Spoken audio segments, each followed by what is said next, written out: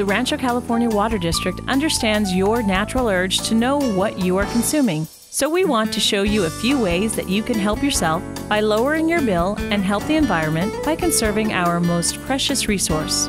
Undetected leaks can run up your bill without you even being aware of it. So one of the biggest areas in the home that is the culprit for water waste could be a leaky toilet. Normally, a silent leak could waste about 40 gallons of water per day. So we're going to check the toilet to see if you do have a silent leak. Take the lid off the tank, press on the plunger and let all the water activate and flush the toilet. And once it starts to fill up, take one of the dye tablets, drop it in the back of the tank and it'll turn blue. Then you want to put the lid back on and let that sit for about 15 minutes. Alright, so it's been about 15 to 20 minutes. We're going to come back in and see if any of the blue water from the tank has seeped its way into the toilet bowl. Yeah, and we can tell that we do have a leak. So the next step is to determine why. We want to take the lid back off, and we can see that the level in the tank is a little bit high. It's just a tiny bit above the overfill tube. So the water's holding there. So apparently the other issue would be the flap. The flap's not holding the water.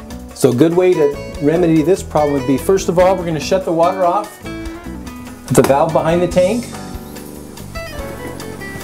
Then we're going to flush the toilet, let all the water flush out of the tank. So we're going to replace the rubber flap inside. Over a period of time, just having this sit in water,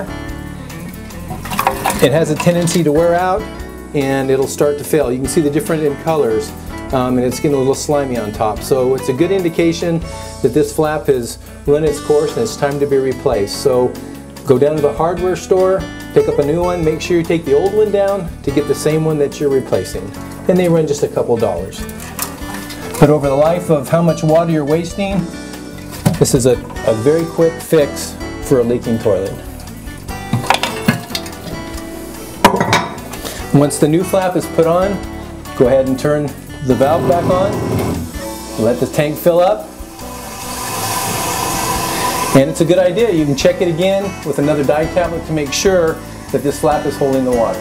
Studies have shown that a majority of residential water is used outside. So I think it's a good idea we take a look at the delivery system and how we can become more efficient with our irrigation system.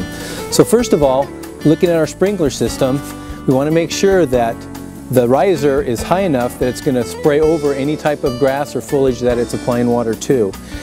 In adjustment, it's a good idea to make sure too that the water's spraying in the right direction. You can see this sprinkler was kind of spraying over on the sidewalk, so we want to make an adjustment by turning the head so the arc is spraying in the direction that we want it to water. Second of all, make sure that the shrubs and the grass are on separate valves, because grass takes different amounts of water compared to the shrubs. If there is a leak, it's a quick indication that the sprinkler head won't pop up all the way. So if there is a leak or a break in the line, most of the time the riser won't come up all the way and you'll just see water kind of puddling around because the pressure is so low that there's a leak inside the yard.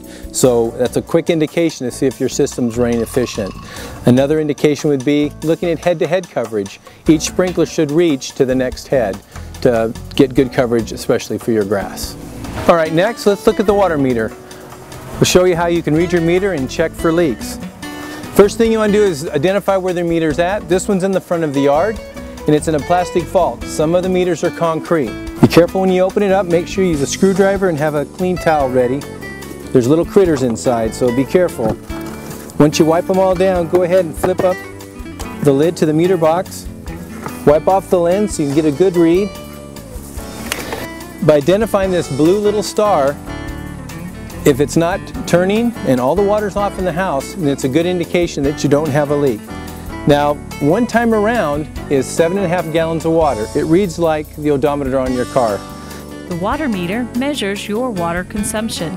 Once you know how to read your meter, you can take control of the water usage in your household. For more information about water efficiency and conservation, visit bewaterwise.com or ranchowater.com.